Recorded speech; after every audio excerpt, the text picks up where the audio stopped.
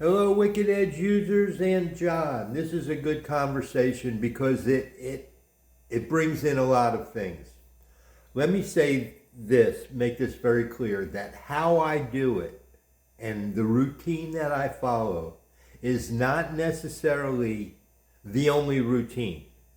That's what I found that gives me the results that I'm looking for. Each of the strokes that I'm working is working me towards a goal with that grit.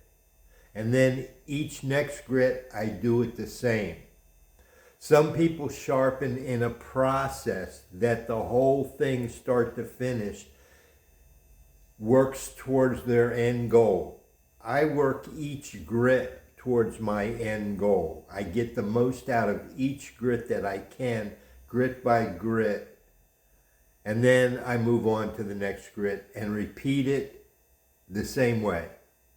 Everything that I do, each grit is the same way. That doesn't mean to say that if you don't do it that way, it's wrong. That's what I've learned to do, and that's what gives me the results of my liking. This is all subjective. Sharpening is all subjective. We pick up the knife and feel it, use it, and decide if it's to our liking, and if we don't, we go back to the drawing board and we try something else. This is what I developed, my routine that I put together after doing this for a while. I found that some people feel that once you draw that burr, you've reached a point where each subsequent grits are just to refine it, not to look to do it again. I found that if you put your stones on your bevels full flat contact, that means that you have profiled the edge. You have matched your angle to the clamped knife, so you're making full flat contact. Then at that point, you're sharpening, whether you're sharpening at that same angle or you're changing that angle to an angle or profile of your choice. But first you have to match it. If you're not matching it, you might be reaching the bevel here, and you might be reaching the bevel here, and you might be reaching the bevel there. But until you have matched that knife, clamped it up and matched it so that you know that anywhere along that length of the knife that your stones are contacting it, at that point you've matched the clamp knife to the sharpener. And then you know that when you're working your edge, you're making contact and you're making strides towards your final goal is a sharpened knife.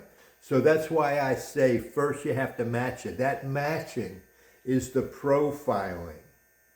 A fixed position, fixed angle sharpening device, all of them, doesn't matter whether it's Wicked Edge or any of them, when they clamp that knife, you have to match the stone to that knife or change the knife in such a way that it matches the stone. And that's what we're doing to start with.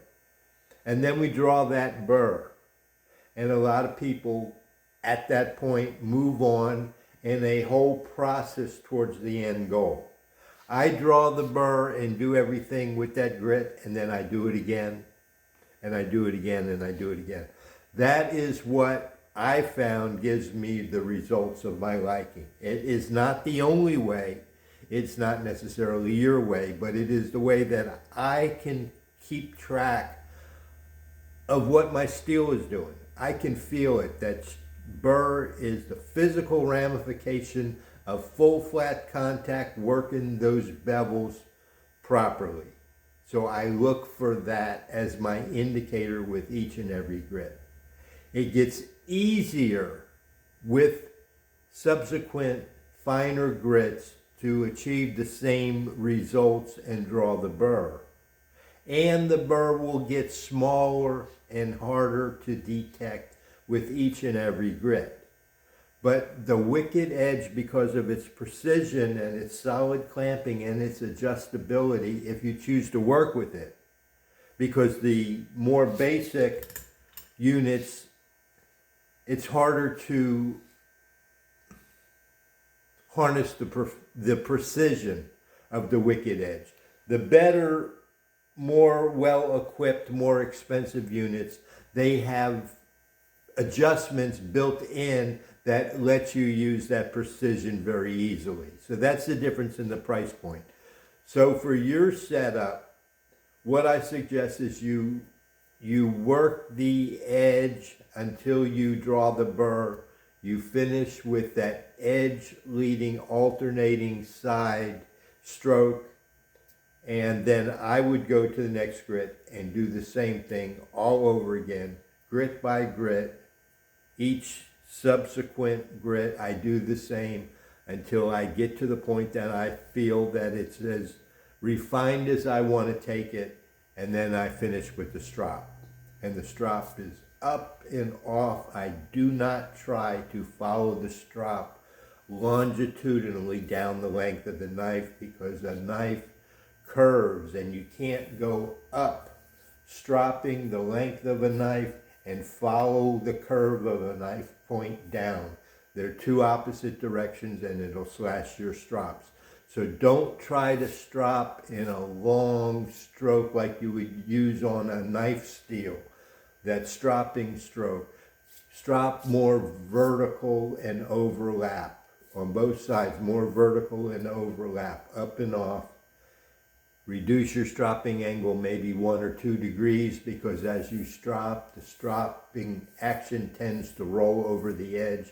So we're looking to make a full, flat, straight contact off the tip, a full flat contact. We don't want to roll over it. We want to go up and off and away, up and off and away with the strop. I hope that helps. Thanks.